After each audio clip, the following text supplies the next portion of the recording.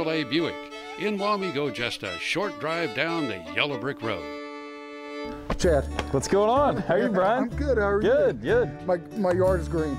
Good. As a matter of fact, I don't think it's ever been this green. But I followed my instructions. Okay. I put down the stuff that I was supposed to put down in the timely fashion, and I didn't put too much down. Okay. I think I put just enough down. Well, that's good. That's good. That's good. But we're still battling a few leftover weeds. Correct. And some other grasses that we're going to talk about today. That's right. You know, in your yard, a weed is just a plant that's out of place. You know, and helping identify some of those different plants that are out of place can help us understand what we need to use to control them, or what maybe we could do a little different to get those things back under control and just keep that nice green lawn that we want, and not the off-colored ones or some of that other stuff that gets involved with it. Yeah. Seems like dandelions have been kind of crazy this year. I've seen a lot of them. Yeah, and they, when the first shot of temperature comes up, they are a perennial, which means that they can survive year after year.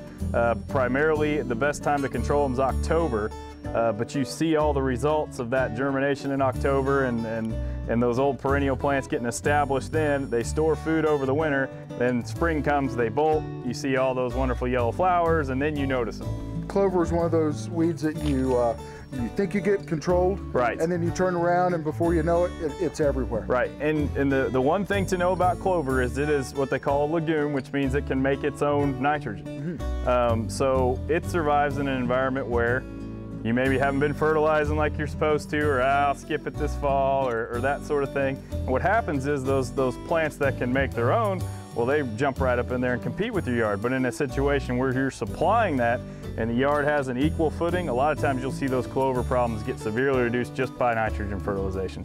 So doing that in the fall, getting some good nitrogen fertilization. If you're stuck and it's already a little thin and it looks a little overwhelming, you can spray those with broadleaf weed control. Now, someone may go, I've got crabgrass in my yard. Mm-hmm.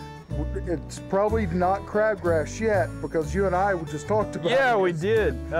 One of the most tricky ones out there is this little guy called orchard grass. And orchard grass shows up in the yard in the spring especially.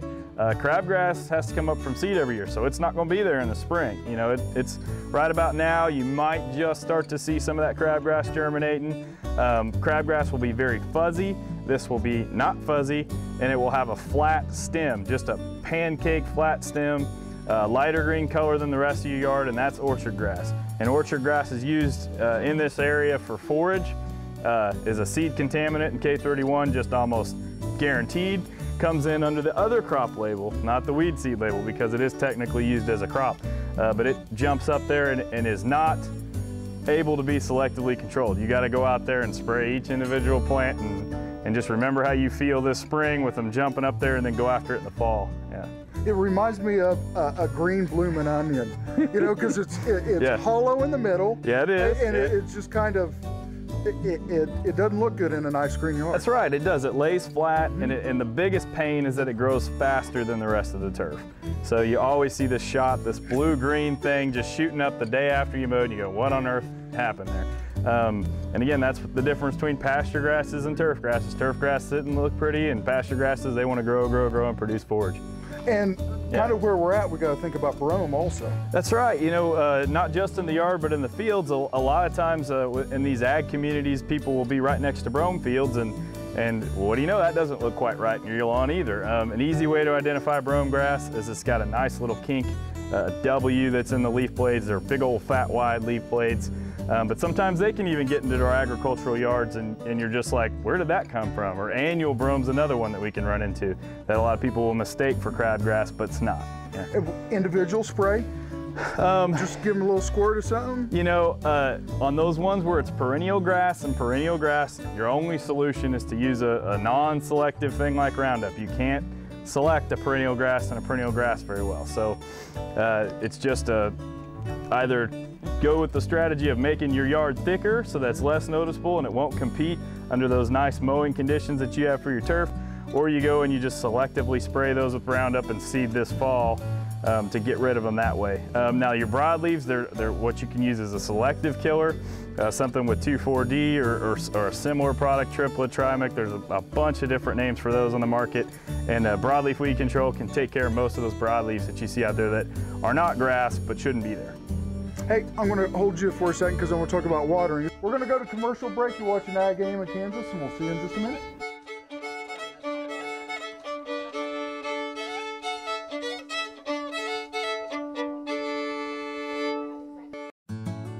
If you're looking for that home or the range, or that place to bed those little doggies down, look to Great Plains Realty and Joan Simon. To find out more about Joan, go to GreatPlainsTopeka.com. Here's another gardening tip with Annette Jackson. Beautiful roses can be yours with ease if you follow a few basics. Purchase #1 grade roses from reputable growers. Plant roses below the graft, mulch with cypress, use Fertilome rose food with systemic insecticide, water the soil, not the foliage of your roses. Come see us at Jackson's. More than 1,000 rose bushes are on sale now at Jackson's. Buy one, get the second at half price. Hybrid teas, climbing, knockouts, carpet roses, they're all here starting at $14.99. Saddle up and head on down to Roy Fry Western Lifestyles, the finest complete Western store in Northeast Kansas. Look your Western best. Select from 3,000 pairs of boots, Western home decor, and accessories. Near the corner of Highway 24 and Kansas Avenue. Open till 6 during the week, 9 to 5 on Saturday and Sunday, noon till 4.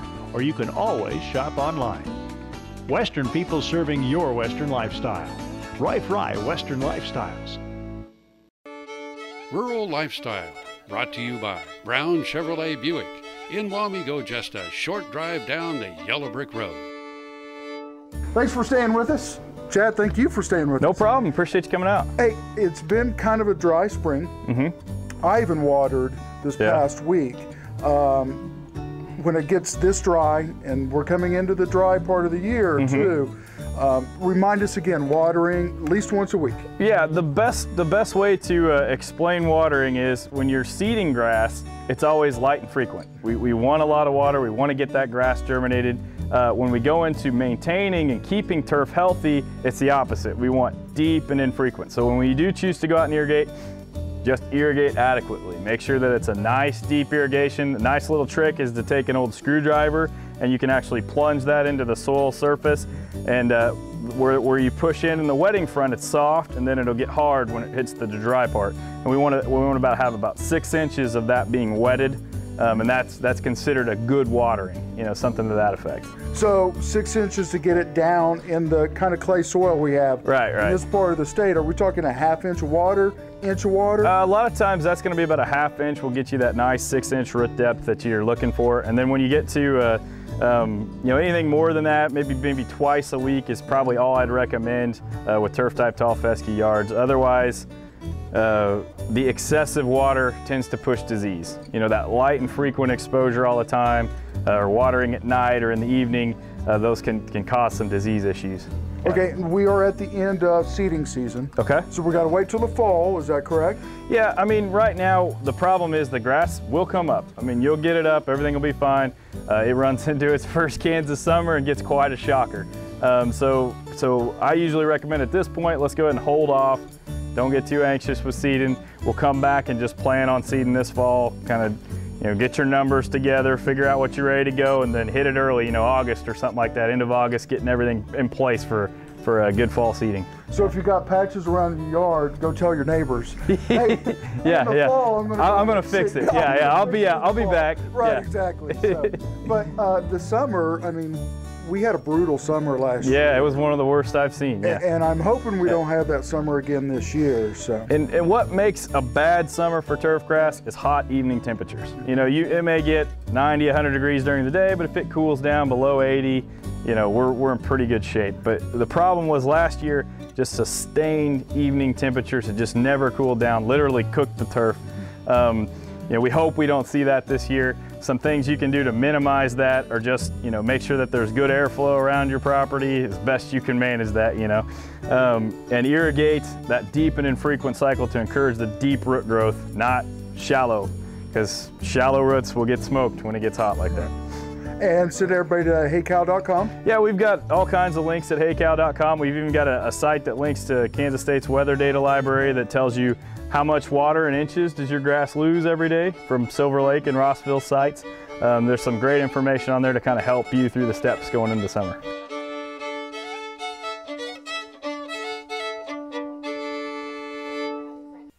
Close Closed captioning brought to you by the Kansas Soybean Commission. The Soybean Checkoff. It works for everyone.